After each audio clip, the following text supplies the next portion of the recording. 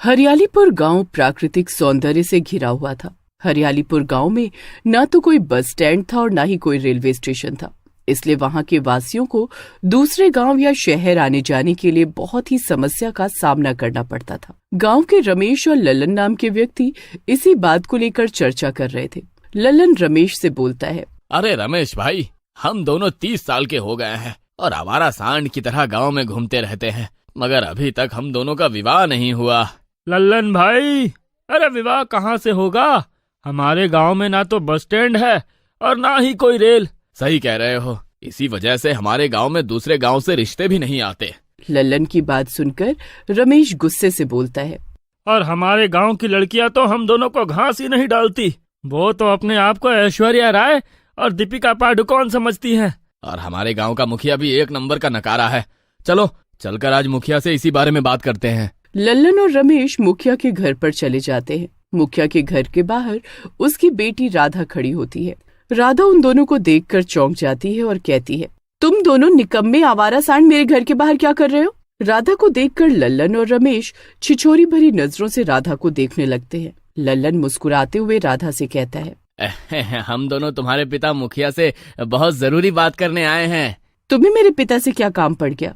दरअसल हम दोनों मुखिया जी से विवाह की बात करने आए हैं। ये सुनकर राधा बुरी तरह से क्रोधित हो जाती है। तभी राधा की माँ चंपा, जो कि उन दोनों की बातें घर के अंदर से सुन रही होती है, बाहर आ जाती है। तुम दोनों आवारा बैल, तुम्हारी हिम्मत कैसे हुई ये सोचने की कि मैं अपनी बिटिया का विवाह तुम दोनों में से किसी एक से करूंगी? मुखिया जी से मिलना है तो वो सुबह सुबह खेत में मिलते हैं। रमेश और लल्लन वहाँ से मुंह लटकाकर अपने अपने घर की ओर चल देते हैं। कुछ दूर जाकर रमेश लल्लन से बोलता है, खाया पिया कुछ नहीं और गिलास तोड़ा 8 आना, मुफ्त का थप्पड़ पड़ गया।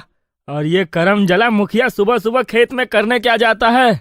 करने क्या जाएगा, गया होगा पेट हल्का करने। इधर हरियालीपुर गांव का मुखिया अपने खेत से बाहर निकला ही था कि तभी वहां पर एक कार आकर रुक जाती है। कार के अंदर से एक सुंदर लड़की और एक सज्जन दिखने वाला पुरुष बाहर आ जाता है। सुंदर लड़की मुखिया की ओर देखकर कहती है, हेलो, मेरा नाम सौम्या है। क्या आप ही हरियालीपुर गांव के मुखिया हैं?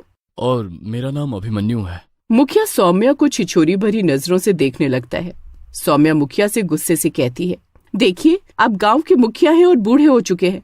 आपको इस तरह से किसी सुंदर लड़की को छिछोरी भरी नजरों से नहीं देखना चाहिए। अरे नहीं, अब मैं तो बस ये देख रहा था कि शहर की लड़कियां अपने चेहरे में आखिर ऐसा क्या लगाती हैं कि वो गांव की लड़कियों से ज्यादा सुंदर दिखती हैं।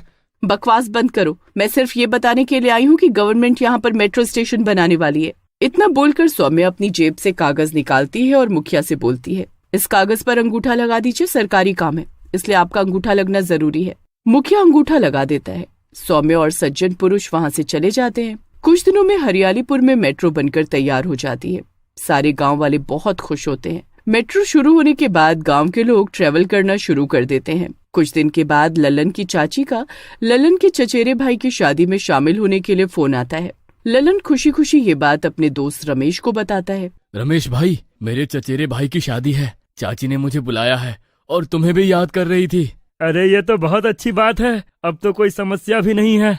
चलो आज शाम की ही मेट्रो पकड़ते हैं। लल्लन और रमेश उसी शाम रेलवे स्टेशन चले जाते हैं और मेट्रो के अंदर चढ़ जाते हैं। वो दोनों मेट्रो के अंदर बैठे हुए मेट्रो को आंखें फाड़ फाड़ कर देख रहे होते हैं कि तभी एक सुंदर लड़की काला कोट पहने उनके पास आकर खड़ी हो जाती है और मुस्कुराते हुए लल्लन की ओर देखकर कहती है, टिकट? लल्लन सुंदर लड़की को देखकर कहता है, अरे मुझे तो पता ही नहीं था कि मेट्रो स्टेशन पर टीटी लड़कियां होती है। लल्लन इतना कहता ही है कि तभी सुंदर लड़की चुड़ैल में बदल जाती है। चुड़ैल को देखकर लल्लन और रमेश की सिट्टी पिट्टी गुम हो जाती है। लल्लन डरते हुए रमेश से कहता है, अरे रमेश भाई, ये तो चुड़ैल है। तभी चुड़ैल गुस्से से लल्लन की ओर देखकर कहती है, मेट्रो में सुंदर लड़कियां ही टीटी नहीं होती, बल्कि चुड़ैल भी टीटी होती है और मैं हूँ चुड़ैल टीटी। इतना बोलकर चुड़ैल ललन को पकड़कर उसे मार देती है। रमेश डरते हुए चुड़ैल से बोलता है, अरे मुझे जाने दो चुड़ैल जी, अरे मैंने आपका क्या बिगाड़ा है? जाओ, जाकर अपने गांव के मुखिया को यहाँ बुला कर लाओ। रमेश तुरंत वहाँ से बाहर निकल जाता है और दौड़ता हुआ अपने गांव पहुँच जाता है और चीखने लगता है, अरे गाँव वालों, अरे बाहर निकलो। रमेश की बात सुनकर गांव वाले बाहर आ जाते हैं। उनमें मुखिया भी होता है। मुखिया गुस्से से रमेश से कहता है, अरे क्या बात है रमेश, काहे रात में कुत्ते की तरह हलक फाड़ फाड़ कर चिल्ला रहा है, सारी नींद खराब कर दी। रमेश डरते हुए मुखिया को सारी घटना बताता है और कहता है, मेरी आंखों के सामने उस चुड़ैल ने लल्लन को मार दिया मुखिया जी, और वो चुड़ैल आपको बुला रही है। लगता है तुमने पी रखी है। अगर मान भी लो वो मुझे बुला रही है तो मैं मरने के लिए क्यों जाऊं? रमेश की बात का कोई भी गांव वाला विश्वास नहीं करता, मगर अगले दिन जब लल्लन की लाश मेट्रो ट्रेन में मिलती है तो सभी गांव वाले डर जाते हैं। उस दिन के बाद हरियालीपुर गांव का कोई भी इंसान मेट्रो ट्रेन में चढ़ता तो चुड़ैल टीटी बन उसके पास पहुंच जाती और उसे मार देती है, और जिसे नहीं मारती उससे यही कहती कि मुखिया को बुलाकर लेकर आओ। कुछ ही दिनों में मेट्रो स्टेशन पर सन्नाटा छा जाता है और लोग डर की वजह से मेट्रो में यात्रा करना बंद कर देते हैं। कुछ दिनों बाद हरियालीपुर गांव में अभिमन्यु नाम का एक व्यक्ति जो सौम्या के साथ मुखिया से मिलने आया था, एक साधु को लेकर आता है और सारे गांव वालों को एकत्रित करके कहता है, मेट्रो बंद होने से सरकार को बहुत नुकसान हो रहा है। मुझे पता चला कि मेट्रो ट्रेन के अंदर एक चुड़ैल का वास हो गया है, इसलिए मैं एक साधु को यहाँ पर बुलाकर लाया हूँ। तभी वहाँ पर रमेश आ जाता है और अभिमन्यु से कहता है, और वो चुड़ैल जिसे छोड़ देती है उससे यही कहती है कि मुखिया को बुला कर लेकर आओ। ये सुनकर साधु चौंक जाता है और मुखिया की ओर देखकर बोलता है, चलो मुखिया मेरे साथ, मैं भी देखता हूँ कि वो चुड़ैल तुम्हें क्यों बुला रही है। अरे नहीं नहीं, अब मैं नहीं जाने वाला।